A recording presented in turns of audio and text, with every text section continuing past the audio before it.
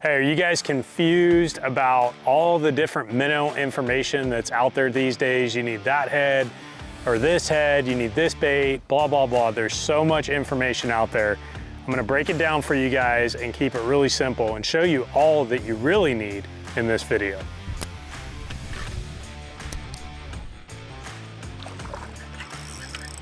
Yep. God, what a spot.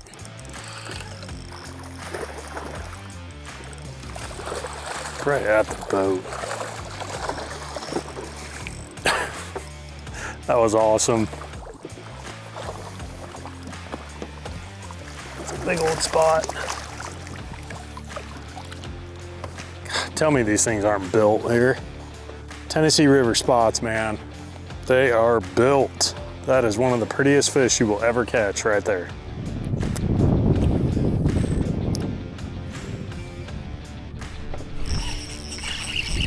Finally. That's not a bad one. That's the biggest one of the day right there, bro.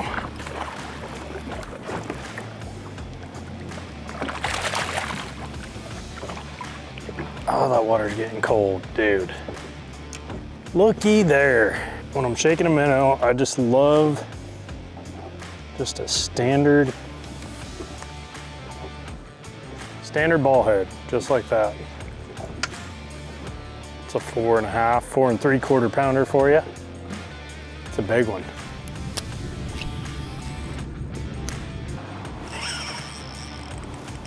Gotta be a drum.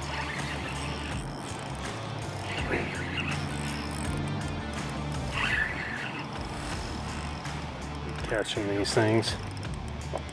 Oh. Hello. Never mind. I thought for sure it never came up and jumped. I was positive that was a drum. I like catching these. It's another 4 or something, another good one. With all the information that's out there on minnows and what heads and what minnows and everything, your line, all that you need, I'm gonna break it down for you guys on the one that's been working for me day in and day out. It doesn't matter if I'm at Santee Cooper, out in Texas, here on Lake Guntersville, any of that stuff. This same setup has been working really, really well for me. I actually caught the biggest bag of my life at Santee Cooper on this exact setup right here. This is a 3/16 ounce ball head with a 2/0 hook. I actually just have a friend of mine pour these, so nothing special, just a round lead ball head and a 2/0 hook. You can change that down to a 1/0 for smaller baits, a 3/0 for a little bit bigger baits, but I have found it really hard to beat just a nice round ball head. Very, very simple with the 90-degree line tie as well. I do like the 90-degree line tie. But at Santee Cooper, I had 5 fish. My best 5 that day was 37.5. Best bag I've ever had in my whole entire life. Every one of them on this right here. I ended up catching 6 that day for 42 pounds. Just an incredible day. Best day weight-wise of fishing I've ever had. And every single one of them on this.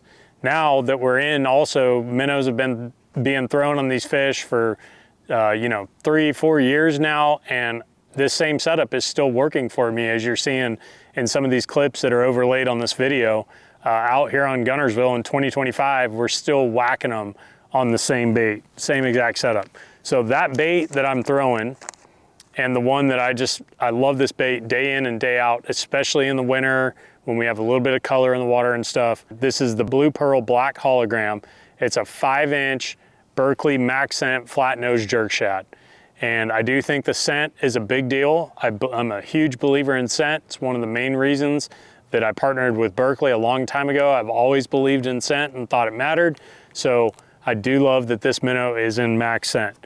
Now, as far as line goes, I throw most of the time a 12-pound leader. I think today I actually have 10 on here, but really, truly, most of the time, I like a 12-pound leader. I think you could honestly get away with 15 and be just fine. And 10, obviously will work too if the water's really clear, super clear. I'll even bump it down to 8, but really I'm never gonna go any lower than 8. So anywhere 8, 10, 12, 15, if you were feeling a little frisky and you were fishing around some giants, you could absolutely do that. I typically tie my fluorocarbon leader is gonna be the length of my rod. So I throw a 7-foot rod. It's actually a 7'1", but I'm gonna have 7 feet of fluorocarbon for my leader. And then on the braid, this is 8-pound Berkeley X5 braid. So it has a break strength of 15 pound.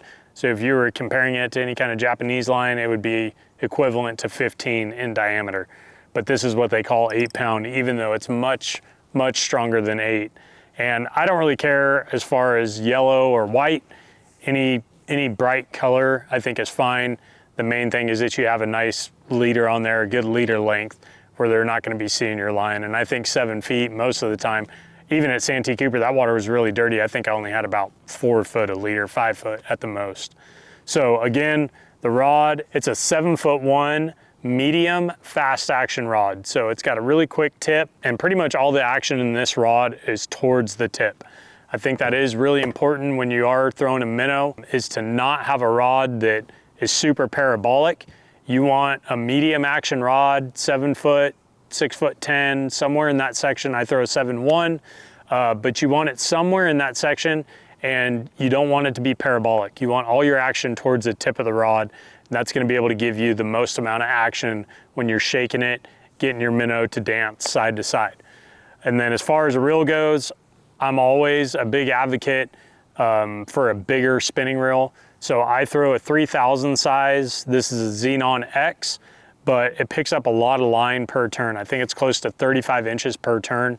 So I like a fast reel on my spinning reels. Most of the action that I'm ever creating with a spinning rod, even a minnow or drop shot or Nico rig or anything, most of the action I'm creating with the tip of the rod, moving the bait with the rod, and really just picking up slack with the reel. So I like a bigger reel just because you're gonna pick up more line with a bigger reel.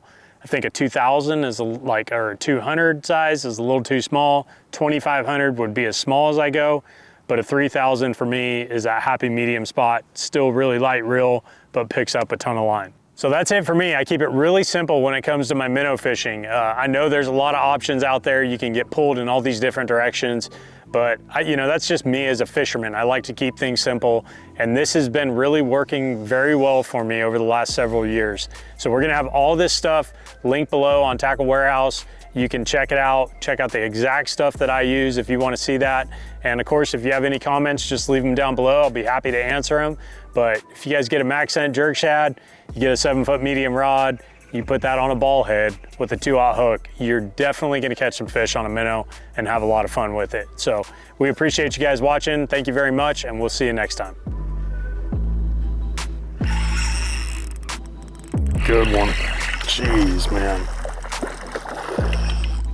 Right there at the boat.